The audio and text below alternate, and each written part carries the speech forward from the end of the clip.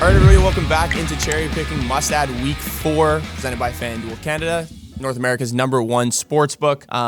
Some 7 must-adds this week on the waiver wire for you guys to pick up. Definitely some guys that are a little bit more highly rostered, some guys that are less rostered. 3 guys, I believe, I have less than 10% rosters for you guys in those deeper leagues. But looking at some of our must-adds from last week and how they performed just this past week, looking at Jesperi Kotkaniemi, finished with 2 points, a goal in 3 games played. Trevor Moore as well, still looking pretty good for those Kings right now, a goal and an assist in 3 games played as well. Sean Durzi, the Coyotes only played 2 games last week and he finished with a goal there, so that was pretty solid. And then our super sleeper, our guy I think is going to continue to work his way up this Boston Bruins roster, Matt Poitras, has been unbelievable to start this year. I think definitely a guy that Jim Montgomery and this Boston team must be really excited about. He had a goal and an assist last week as well in 3 games played. Looking at teams that are playing 4 games this week, you got the Coyotes, the Stars, the Flyers, and those Vegas Golden Knights. Let's get into the 7 must-adds for the week. All right, so the first guy we're going to be looking at, 55% roster, and a guy I think if he's still available on your waiver wire, you're going to want to just pick him up kind of for the rest of the season because I think his role is pretty implemented on this team, and it's Ryan Hartman on the Minnesota Wild. Looking at his week last week, 7 points in 4 games, was tied second amongst the league last week in terms of points. Only person that had more points than him last week was Jack Hughes, so that's some pretty good company to be with there. The Wild only played 2 games this week, so that's kind of why I mentioned it's more of a longevity pickup here for Ryan Hartman because it just won't be extremely valuable as like a streamer this week, but at 55% rostered, he's going to be a guy that you kind of want on your team for kind of the rest of the season. One big thing to note too, he led the NHL last week in high danger chances for, and if you look at last week amongst his team ranks, he was first on the team in expected goals for and second in shots on goal with 15, only behind his line mate Kirill Kaprizov in that category there. So he's playing on that first line with Kirill and then Mats Zuccarello, and then the reason why I think we only see 1 power play point so far for him this year is he's playing on that second unit. I think the Wild definitely rely a little bit more heavily on that first power play unit. They also just can't seem to score a ton right now. Just watching that Devils game, they possess the puck a lot in the offensive zone in the power play, but they're just not getting a lot of quality chances, not shooting the puck enough. So maybe there's going to be some changes there from Dean Evison, but Ryan Hartman definitely a guy you should be looking to add if he's not already taken by somebody else in your league. All right, so the second guy we're picking up, Michael Matheson on the Montreal Canadiens, 52% rostered, so a little bit high there, but it's definitely still available if you need a defenseman in some of those leagues that aren't as deeper, like say a 10-12 man league. You could definitely pick up Michael Matheson at this point. If you look at last week, he was 5th in average time or ice time, amongst defensemen, which is pretty crazy. He was averaging just under 24 minutes per game, so that was one of the things I mentioned with Oliver Ekman-Larsson last week. He was playing like 24 minutes per game. You want a guy, obviously a defenseman, who's going to be playing as much as possibly can, and now with David Savard out as well, I think Martin St. Louis is going to be relying on Matheson even more in that sense. The one guy that actually was ahead of him in terms of ice time last week was actually Brock Faber, edged him out by 18 seconds, a guy that was on my must-add after week 1 of the NHL season, guy I would still pick up. He's only 6% rostered, so if he's playing that much, definitely a guy that I would maybe take if Matheson is already picked up in that sense. Matheson just been a stud on this Canadiens power play so far. He's quarterbacking it. He's a phenomenal skater as well. He has 5 power play points so far this year. That's 3rd in the NHL amongst defensemen. Last week he had 4, led the NHL amongst defensemen in power play points there. So that's obviously a really good stat to have. You get a ton of points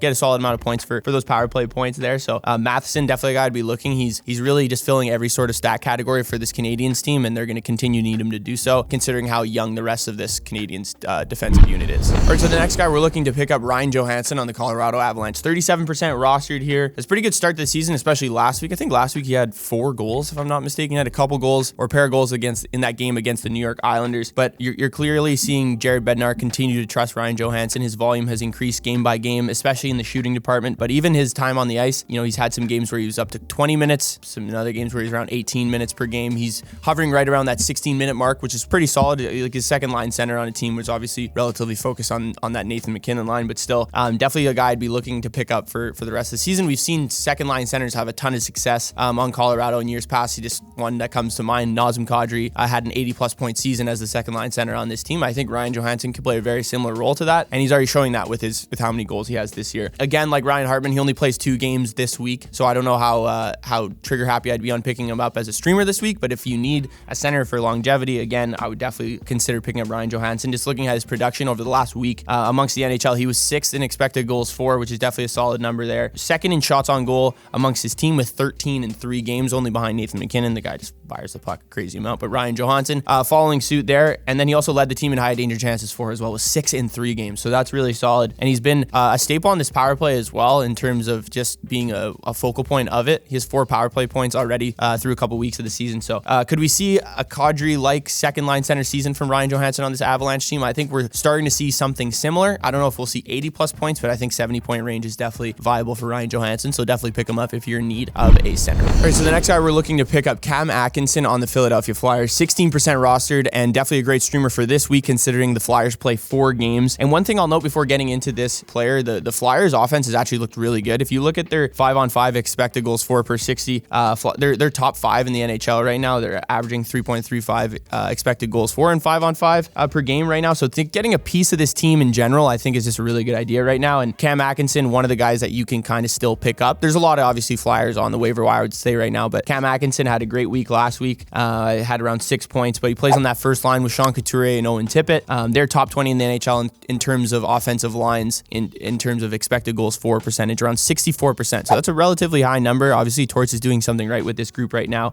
He led the team in points last week with 5, was third on the team in Corsi for, but had just 7 shots on goal. He has 36 shot attempts on the year so far, so definitely starting to shoot the puck a little bit more here. Cam Atkinson, definitely a guy I'd be looking to pick up considering his role on this team and how this Flyers offense has been rolling. All right, the next guy we're looking to pick up, Ryan Strome on the Anaheim Ducks, has that position duality that I love, left wing and right wing. 13% rostered. Had a really good week last week, tied 4th in points amongst the NHL with 6 points. And he's also 5th in the NHL right now with 8 assists. He has 10 points in 8 games played so far. Just 1 power play point, so not huge role in that power play right now. But I really like the line that he's playing on. It's starting to produce a solid amount of points as well.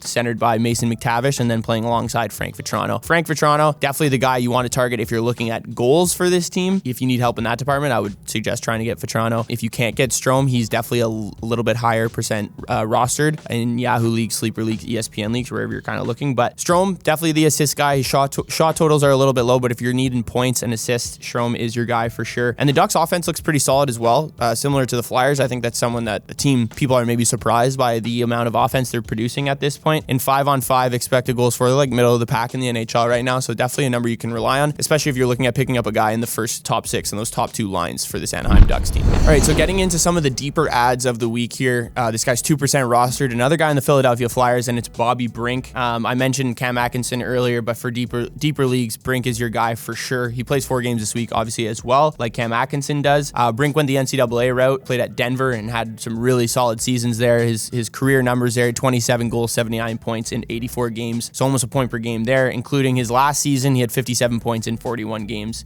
with Denver. So that's definitely some solid numbers to hang your hat on if you're Bobby Brink. He plays on the wing on the first power play, and then on the line right now that's considered their third line, but last week it definitely wasn't. It's a line he's paired up with Noah Cates and Joel Farabee, a line that played the most minutes of any offensive line on this Flyers team last week, and Bobby Brink actually topped out of any forward in terms of ice time last week, 18 minutes per game. Torts certainly trusts this line as well if you're looking at how this line has played as this season has gotten going. Farabee, Cates, and Brink line, an expected goals for percentage of 66%, which is 9th best in the NHL. So that's definitely something that I'm sure John Tortorella knows and will continue to follow up with. Bobby Brink, definitely a deep pickup and someone that you could kind of maybe change your team around here if you're struggling early. All right, so the last guy we're going to be picking up, and definitely a streamer I think you can consider this week, is actually Mason Marchment on the Dallas Stars. Only 2% rostered. Definitely had a rough start to the season with just 1 goal in 6 games played, but if you look at his analytics and his numbers, I think that's going to change soon here. For one, DeBoer has really just been, apart from that top line of Rupe Hintz,